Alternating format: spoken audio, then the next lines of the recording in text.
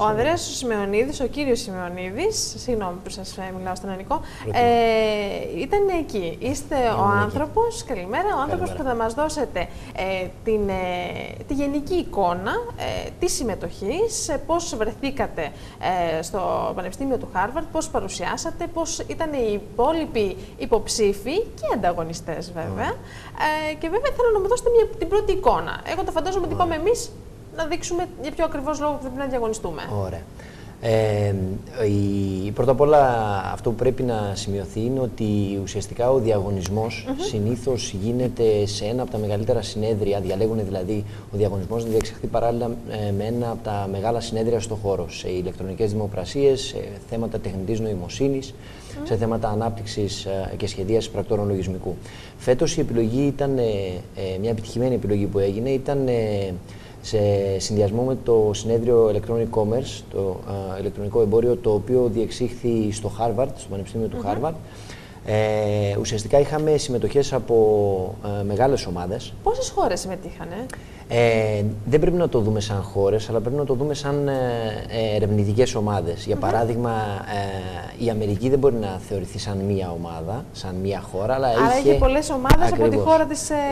Είχε ακριβώς. Ουσιαστικά το γεγονός ότι ο διαγωνισμός ήταν στην Αμερική, το γεγονός ότι έχουν μεγάλη προϋπηρεσία σε θέματα ηλεκτρονικών δημοπρασιών. Είχαν περισσότερες ομάδες, θέλετε να μου πείτε. Από εδώ, από την Ευρώπη. Από την Ευρώπη συμμετείχαν στα τελικά, στα προημιτελικά και στα τελικά καταλήξανε 8 ομάδες, οι οποίες διαγωνίστηκαν ουσιαστικά με άλλες 10 ομάδες οι οποίες είχαν φτάσει στην ίδια φάση από την Αμερική. Η Ελλάδα προκρίθηκε και πήρε το πρώτο βραβείο. Ανάμεσα σε πόσες ομάδες, να μην το πάω σε χώρες. Ουσιαστικά η διαδικασία είναι η εξής. Ξεκινώντας από τα προημιτελικά, δηλώνουν αρκετές ομάδες και όσο προχωράει η διαδικασία, αυτές οι ομάδες μειώνονται μέχρι να φτάσουν στο τέλος, ανάλογα με τον διαγωνισμό, σε 6 ή 8. Ναι. Άρα προκρίνονται οι 8 καλύτερες και από αυτές τις 8 καλύτερες ομάδες βγαίνει ο τελικός νικητής. Μάλιστα. Συνολικά ήταν γύρω στις 30 ερευνητικές ομάδες οι οποίες συμμετείχαν στους 3 διαγωνισμούς. Πολύ ωραία. Ανάμεσα λοιπόν στις 30. Έτσι για να ξέρουμε και τι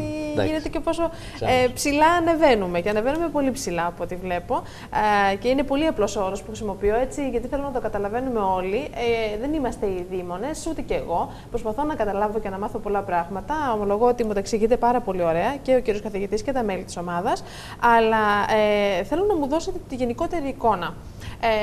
Παίρνουμε το πρώτο βραβείο, παρουσιάζουμε όλη αυτή η εργασία. Η διαδικασία είναι ελαφρώς διαφορετική. Εγώ πήγα στο διαγωνισμό για 2 λόγους. Ο ένας ήταν για να είμαι εκεί και να μπορώ να παρουσιάσω τη δουλειά που έχει γίνει τα τελευταία χρόνια, που είναι πάρα πολλή δουλειά σε όλη την ομάδα. Όταν λέτε τελευταία χρόνια, συγγνώμη που σας διακόπτω, όταν λέτε τελευταία χρόνια, λέτε πόσα χρόνια το ετοιμάζετε αυτό? Η διαδικασία έχει ξεκινήσει και συμμετέχουμε στο διαγωνισμό.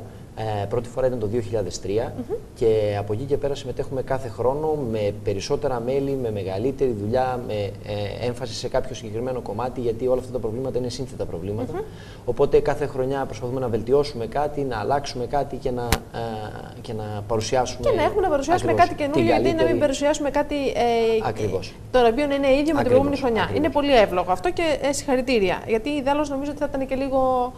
Και για ποιο λόγο να πας να παρουσιάζεις κάθε χρονιά το ίδιο πράγμα. Έτσι. Ουσιαστικά κάθε χρονιά κάθε ομάδα εμφανίζεται και παρουσιάζει κάτι διαφορετικό, γιατί πάντοτε υπάρχει μεγάλος ανταγωνισμός και ο καθένας προσπαθεί να βελτιώσει και να ξεπεράσει τον προηγούμενο. Μάλιστα. Η όλη λογική αυτών των διαγωνισμών δεν είναι λογική κλειστής αρχιτεκτονικής, δηλαδή κάνω κάτι και δεν θέλω να το δείξω σε κάποιον. Αντιθέτως, κάνω κάτι και το δείχνω σε όλους και τους δίνω τη δυνατότητα να το δουν.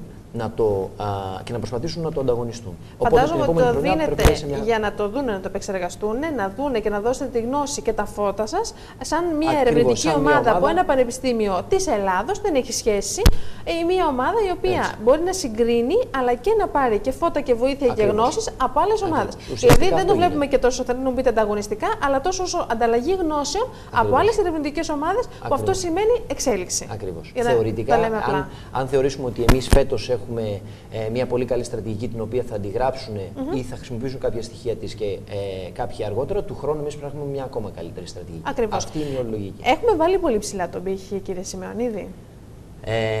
Νομίζω ότι όσοι. Και δεν θέλω να μου απαντήσετε επειδή είστε και έχετε και τον κύριο καθηγητή εδώ. Θέλω να μου πείτε πραγματικά. Είναι από ό,τι καταλαβαίνω και το καταλαβαίνω αρκετά.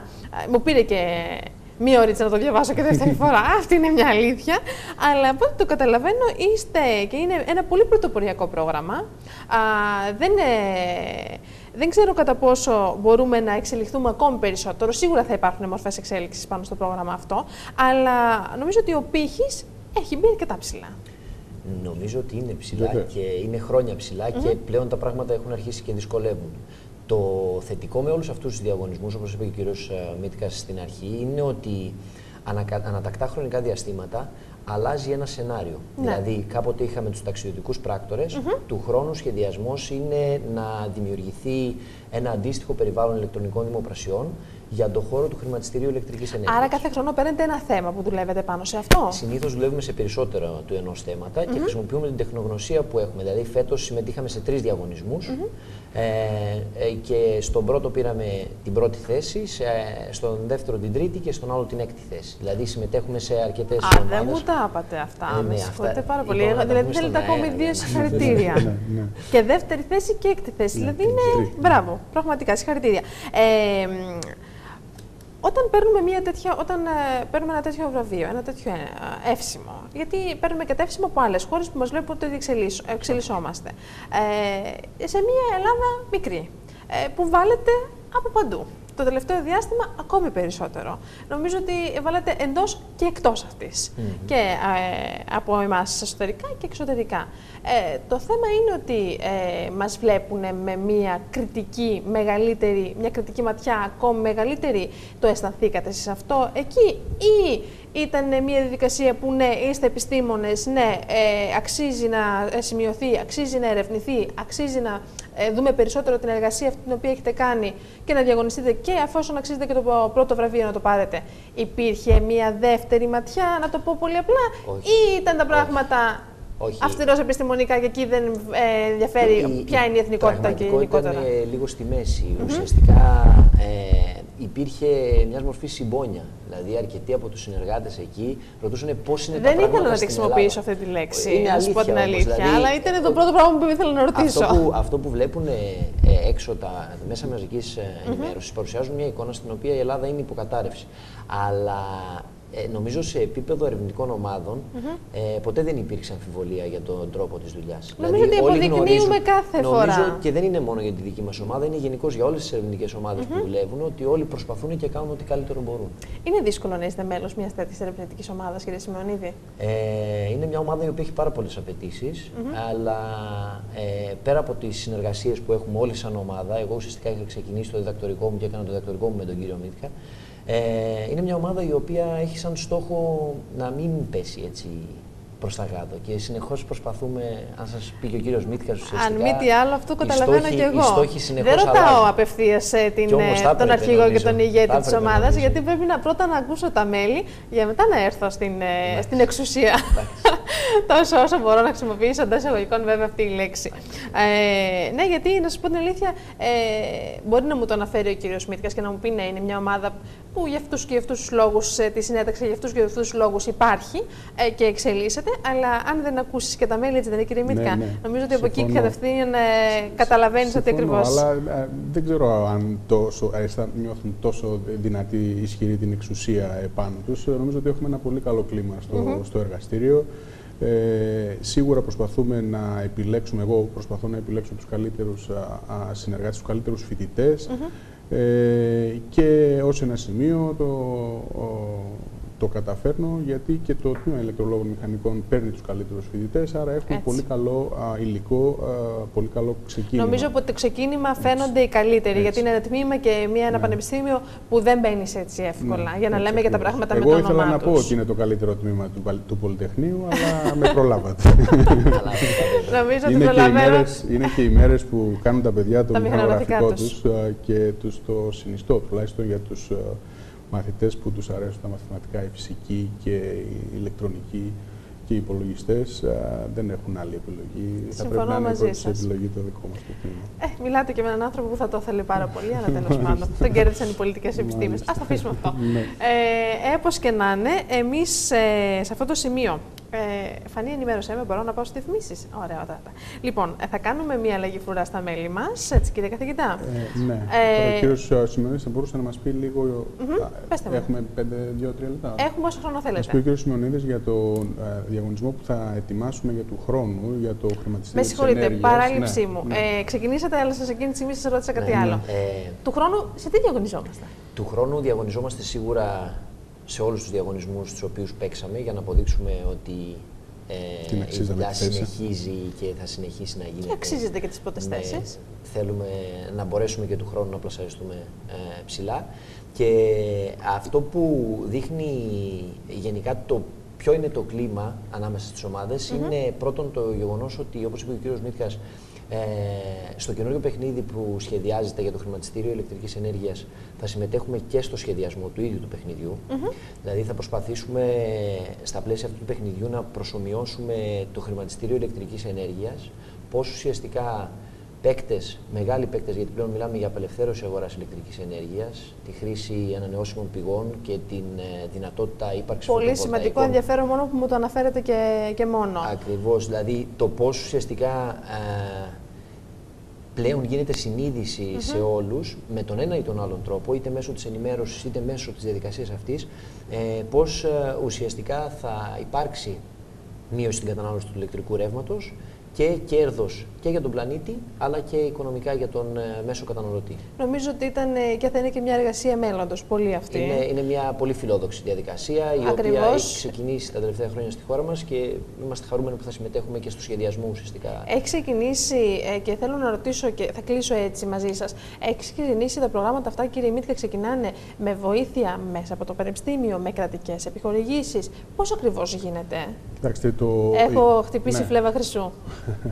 Η αρχή έγινε με ένα μεγάλο ευρωπαϊκό ερευνητικό πρόγραμμα, στο οποίο ήμουν γενικός συντονιστής και στο οποίο ο Ανδρέας Σιμεωνίδης και ο Κυριάκος Χατζηδημητρίου ασχολήθηκαν, δούλεψαν από το 2003 έως το 2005-2006. Συνέχισε με άλλες χρηματοδοτήσεις από ερευνητικά προγράμματα κυρίως και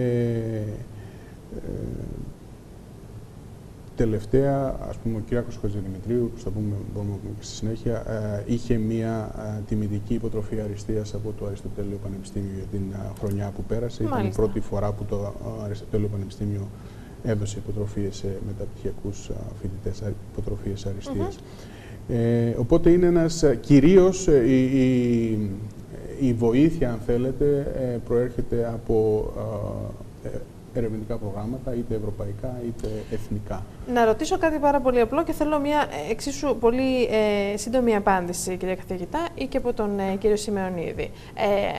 Παίρνουμε πρώτα την πρωτιά και μετά μας τιμούνται η πολιτεία ή οι πανεπιστημιακές οργανώσεις, από εκεί δηλαδή που μπορούμε να πάρουμε πόρους, χρήματα για να συνεχίσουμε την εξέλιξη και την έρευνα, δίνονται χρήματα στην έρευνα, ή αν δούνε και μετά ξεκινάνε δειλά-δειλά να δίνουν κάποια μικρά πακέτα, να το πω? Κοιτάξτε, τα χρήματα για την έρευνα στην Ελλάδα, όπως τα χρήματα για οτιδήποτε άλλο στην Ελλάδα, νομίζουμε ότι είναι λίγα. Και ίσως να είναι λίγα, αλλά δίνονται με ανταγωνιστικό τρόπο. Δηλαδή πρέπει να γράψουμε προτάσεις εμείς οι πανεπιστημιακοί, πρέπει να αποδείξουμε ότι αξίζουμε, ότι είμαστε καλύτεροι και αξιολογούμαστε, οι καλύτεροι χρηματοδοτούνται. Δεν μπορείς να πάρεις χρήματα χωρίς να αποδείξεις ότι είσαι καλός. Εμείς πιστεύουμε ότι με αυτήν τη δραστηριότητα μπορούμε πιο εύκολα να αποδείξουμε την αξία της δουλειάς μας. Και ελπίζουμε ότι θα είμαστε πιο ανταγωνιστικοί όταν θα... Απόδειξη δηλαδή της δουλειάς, ανταγωνιστικότητα αρκετή, για να αναφέρουμε και πρωτιές, για να μπορέσουμε να είμαστε σε μια elite κατάσταση. Στα χρηματοδότηση. Ναι, έτσι. Σε μια καλή κατάσταση. Elite, εντάξει, δεν είναι. Αλλά... Στην elite όσο χρειάζεται, τόσο όσο για τα χρήματα τα οποία δίνονται. Γιατί έχω γνωρίσει και ομάδες οι οποίες είναι σε διαδικασία έρευνας, οι οποίες πραγματικά να προσπαθούν με δικούς τους πόρους αρχικά και μετά να προσπαθούν να διεκδικήσουν κάτι λίγα. Πολύ λίγα θέματα σε οικονομικό επίπεδο. Οπότε νομίζω νομίζω ότι κάπως έτσι είναι σε όλα τα εργαστήρια. Υπάρχουν εργαστήρια που κάνουν πολλή δουλειά, όχι μόνο το δικό μας, πάρα πολλά εργαστήρια και όλοι προσπαθούν να έχουν χρηματοδότηση για να μπορούν να καλύψουν τις ανάγκες τους και να μπορέσουν να προχωρήσουν στο επόμενο βήμα για να μπορέσουν να καλύψουν τις επόμενες ανάγκες τους. Καταλαβαίνω.